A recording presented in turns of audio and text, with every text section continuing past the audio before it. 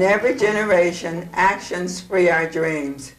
This theme speaks to each of us a little differently, depending on the content of our own dreams and the actions we might contemplate to set them free.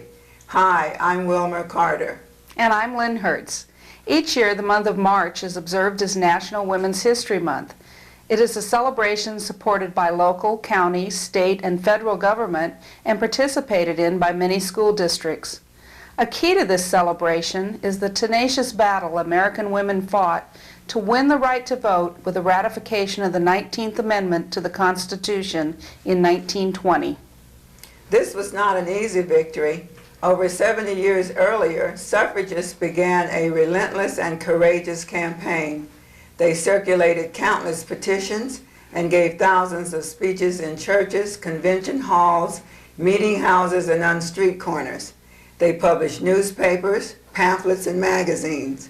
They were thrown in jail, and when they protested with hunger strikes, they were brutally force-fed. Mobs and police harassed and attacked them. Still, they persevered. Finally, on August 26, 1920, their goal was achieved when the 19th Amendment of the Constitution was ratified. For many of us, the concept of women in history is new. We were not exposed to it in our own schooling, and we may wonder exactly who is to be celebrated this month. The Business and Professional Women's Organization is striving to let people know what women have accomplished and are still striving to accomplish. For over 75 years, the BPW has been inspiring women to better themselves, their daughters, and other women. We draw strength and inspiration from the lives and experiences of the women who have gone before us. This program will honor some of those women as they tell of their dreams and of their accomplishments. Our first woman is one of great courage, Donaldina Cameron. In the latter part of the 19th century, she fought for the rights of Chinese women brought to this country to be slaves and prostitutes. It was August of 1888 that I read an article in the San Francisco Monitor which was to change my life. It was about a ship bringing a large number of Chinese who were destined, according to Chinese custom, to slavery. Only if the police intercepted the ship as soon as it docked and removed the human cargo to St. Mary's Hospital would they be saved from a life of slavery. Too many times this did not happen. At this time, most of the nearly 1,800 Chinese women in the United States were slave girls or prostitutes, some as young as 11 or 12, who had been kidnapped in Hong Kong or Canton to work in sweatshops or one of the flourishing brothels on the West Coast. Let me tell you that this was a time when anti-Chinese sentiments ran high, and police frequently winked at what was going on.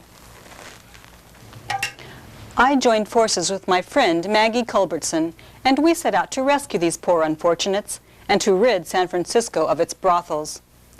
Armed only with an umbrella and a police whistle, we set out to destroy this system. Off I would go down the back alleys and secret underground passageways of Chinatown, breaking down doors, dropping through skylights, often literally yanking slave girls from the hands of their owners. The owners called me Fan Kwai, the she-devil. Countless times I was marked for death, effigies were hung and dynamite planted, but it did not stop me. As word of my actions spread, information came to me in strange and devious ways of girls needing to be rescued. It took great courage for these messengers to come to me, for a Tong robbed of its valuable slave was not to be taken lightly. One day Fun Hing, who brought his cousin to the safety of my home, found that vengeance was swift. No sooner had we taken in the grateful girl than a bullet laid Fun Hing gasping on the sidewalk at our front door. Over the years, I have been credited with rescuing thousands of sing-song girls and bringing them back to the mission where they and their babies were cared for. The girls called me Lo Mo, good mother. I taught them how to live again, educated them, and even found husbands for them. Some of the girls earned their passage home to China. It is my hope that my efforts have made San Francisco a better place. The next woman in history was a very stubborn woman, Clara Shortridge Foltz. She was the first woman admitted to practice law in the state of California. My reason for practicing law was a practical one. My husband left me with 5 children to support, and I needed and wanted to pursue a profession that provided an adequate living for them and myself. However, in 1878, the decision to practice law was not an easy one. I had quite an obstacle to overcome in that the privilege of practicing law was limited to white male citizens only. But I'm not one to give up easily, so I drafted the Women's Lawyers Bill, which I have a copy of right here. And harder than writing it was finding a legislator to sponsor it. But I did, and it passed by an overwhelming 2 votes. Now, with the obstacle to my chosen profession removed, I took the bar and passed the bar and became the first woman to practice law in California under the new statute. I specialized in divorce law, and it became quite a lucrative practice, upsetting my male colleagues, who felt the only proper profession for a woman was staying at home having babies. I told them a woman would be better off in almost any profession than having babies and raising men such as you. Despite the success of my practice, however, I always felt troubled that I never had formal legal education, so I enrolled in Hastings School of Law, but was kicked out after 3 days. The director said that law school was no place for a woman. Now, with even more legal expertise on my side, I sued. I won not only the case, but the right for all women in the future to attend Hastings. As for myself, regrettably, I never re-entered school. My practice kept me far too busy. During my career, though, I had the distinguished honor of serving as Deputy District Attorney for Los Angeles County, the first woman ever to hold that position. It was an accomplishment I am still very proud of. And while serving as Deputy District Attorney, something profound happened. My experience convinced me of the need for people accused to be represented by counsel despite their ability to pay, despite their financial position. So I created the first public defender's office in California to ensure the representation of these people. Since then, I have worked for the establishment of public defender's offices across the entire country. I always dreamed that once women won the right to become lawyers, we would next sit on juries, even become judges, and finally, win the freedom and the power we so richly deserved. I am very proud to have been able to work towards the realization of these goals, and in fact, my own dreams. Although Mrs. Foltz was past 30 when she started practicing law, she achieved a tremendous amount during her career. She died in 1934. Next, we have a woman of true determination, Bessie Coleman. She was the first African American to earn an international pilot's license and the first black woman in the world to fly an airplane.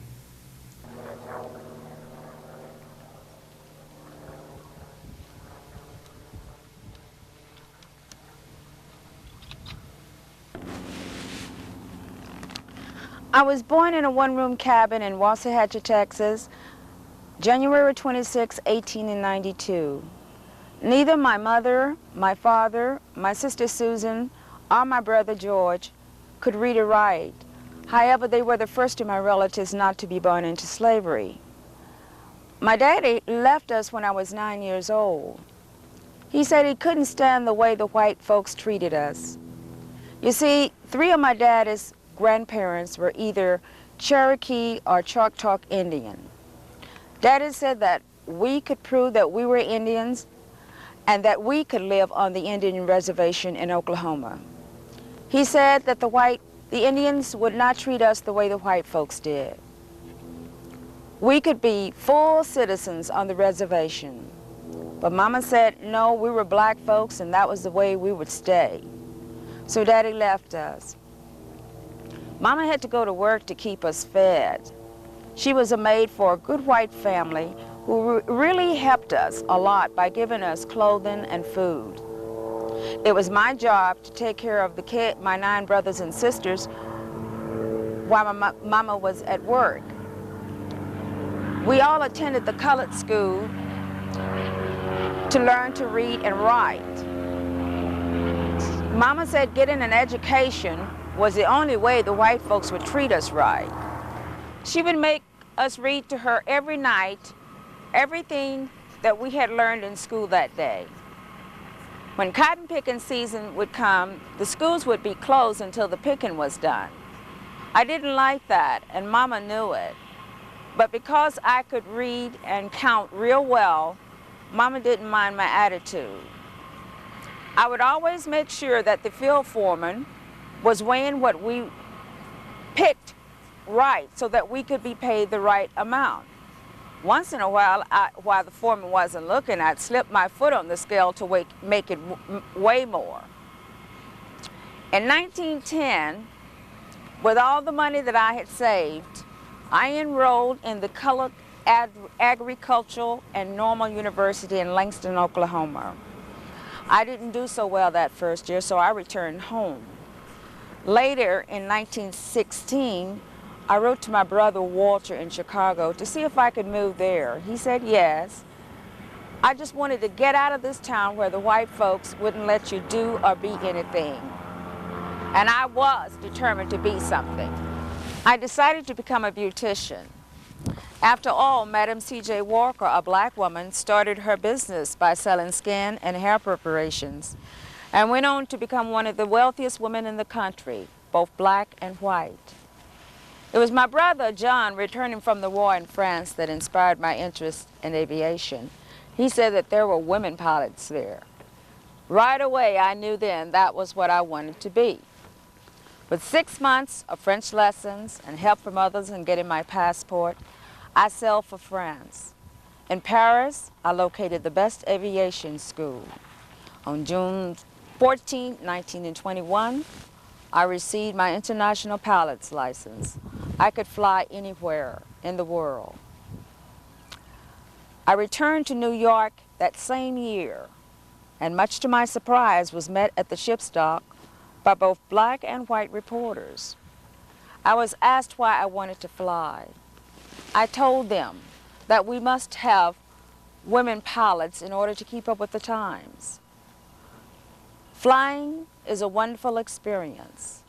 One must have the nerve, the courage, and the ambition to leave the safety of the ground and take their dreams to the clouds. She never realized her dream of establishing an aviation school for African Americans, but she left a substantial legacy, not only because of her daring career, which encouraged other blacks to pursue aviation, but also because she refused to participate in air shows until the Jim Crow orders were revoked and audiences were desegregated.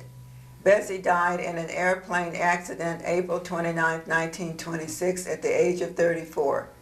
Because she was not strapped into her seat, she was thrown from the airplane when it hit some turbulence, and she fell 1,000 feet to her death. Mr. Donald Courtney is going to provide a musical introduction to our next woman in history. Oh, don't you remember sweet Betsy from Clyde, who crossed the big mountain with her lover Ike? 2 yoke of cattle and a large elder dog, 1 Shanghai rooster and 1 spotted hog. Saying goodbye, Pike County, farewell for a while. We'll come back again when we've panned out our pile. The Shanghai ran off and the cattle all died. The last piece of bacon that morning was fried. I got discouraged and Betsy got mad. The dog wagged his tail and looked wonderfully sad. Long Ike and sweet Betsy got married, of course. Ike, getting jealous, obtained a divorce. Betsy, well satisfied, said with a shout, "Goodbye, you big lummox, I'm glad you backed out." Goodbye, Pike County, farewell for a while. We'll come back again when we've panned out our pile.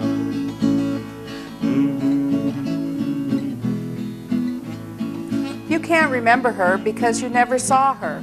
The best you can do is piece her together from old scraps of calico, like the endless, intricate quilt she would have stitched by the light of an oil lamp while her foot, in black high-lace boots, kept the cradle rocking.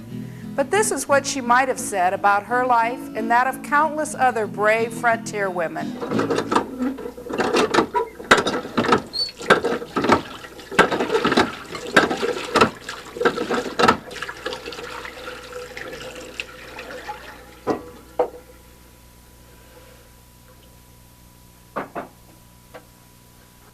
Calico was the stuff my best dress was made of. I could turn it into a party dress by draping a silk shawl around my shoulders. I didn't wear calico to the square dance because it was chic, but it's because I had nothing else to wear. And the square dance was the only kind of party there was for me. I didn't try to have a tanned face. On the contrary, I wore a sunbonnet to protect my complexion from the prairie sun.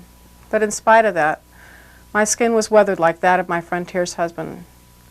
My face was innocent of paint and powder, and I had no time for highfalutin styles of hairdress. I usually drew my hair back tight out of the way so it would be the least bothersome. I'm a good woman, and I'll work like a mule. I'm the wife of a true pioneer, the kind of man who had for generations driven westward into the sun with the aim of finding himself a bit of wilderness where he could build his own farm and live in complete independence.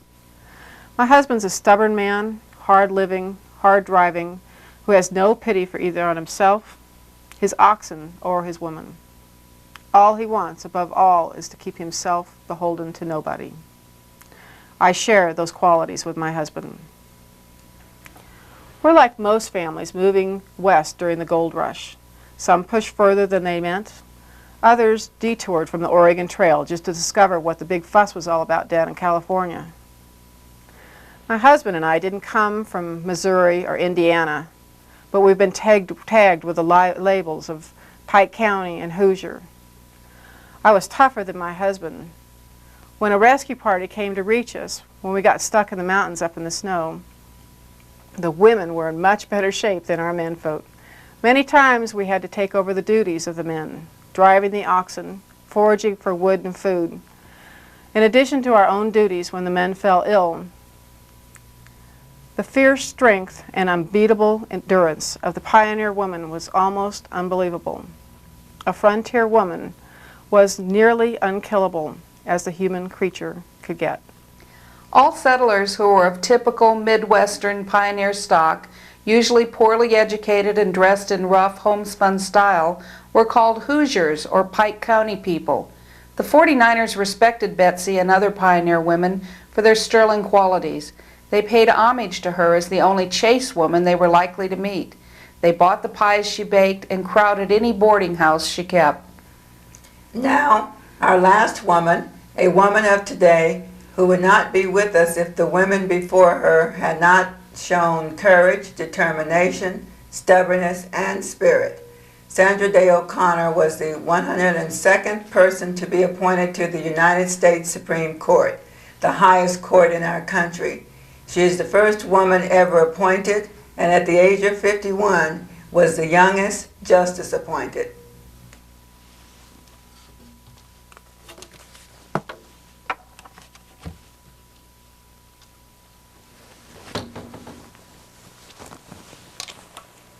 Oh, hello there. Do come in. I was expecting you. I understand you want to know a little more about my background. Well, let me see. When I was born in 1930 in Arizona, we lived on a 260 square mile cattle ranch we called the Lazy Bee. Because there was no hospital in that part of Arizona, my parents had to travel hundreds of miles to Texas for my birth. Later, I lived with my grandparents and attended schools in Texas, but summers were always spent in Arizona on the ranch. They were happy days, riding horses and roping steers. Why, I learned to round up cattle, drive a truck and tractor, even to fix windmills and repair fences. Oh yes, my friends and I played with dolls, but we knew what to do with screwdrivers and nails too. During this time, my father taught me a great lesson: not to make excuses, not to ask for someone to bail you out, but to do the job yourself. My mother, father, brother, sister, and I liked to travel, mostly to ranchers' meetings in the western United States. It was on one of those visits to California that I decided I wanted to attend Stanford University. You see, my father had always planned to go there, but had to manage the ranch after my grandfather's death and never got to Stanford. I've always loved to read, and because I was serious about my studies, I was able to complete 7 years of college and law school in only 6 years, graduating with highest honors. While in law school, I worked on the college newspaper, and it was there that I met John J. O'Connor. After our first date, I never dated anyone else. It's hard to believe we've been married over 40 years. After graduating from law school, I began looking for a job and found out that law firms weren't hiring women. Oh, of course, one firm wanted to hire me as a secretary. Others simply didn't want me at all. And I had graduated third out of a class of 102 students, with highest honors, from one of the best law schools in the country. Well, I finally did find a job as a county attorney in California. We later moved back to Arizona, where I opened a neighborhood law office. That gave me a variety of experience trying all kinds of cases. It also gave me time to be with our first child, Scott. Later, when our sons Brian and Jay came along, I took 5 years off from the practice of law to care for our growing family. Equal rights for women and full participation in government and community affairs were scandalous concepts when they were first introduced at the Women's Rights Convention in Seneca Falls, New York in 1848. However, the thousands of women who soon came to share that dream were willing to face harsh criticism and public ridicule, even risk arrest, to convince the nation that women had a rightful place for civic affairs. The historic record of women's lives and deeds can provide a spark to ignite our own live streams, whatever they may be. In every generation, action frees our dreams. As women continue to be rewritten into history and more is learned about multicultural women's history, more stories will be found that relate to our own dreams and actions in very personal ways. The courage of women in the past inspires our own courage. The actions of women before us inspire our own actions. Women's history is a legacy from our foremothers, passed down from heart to heart in every generation. If the women of today do not continue the legacies our foremothers struggled with, our daughters and granddaughters will have to begin the struggle for equality all over again. We hope that this program will help us to learn from our women of history and help us to continue with their courage, determination, stubbornness, and spirit in our fight for equality.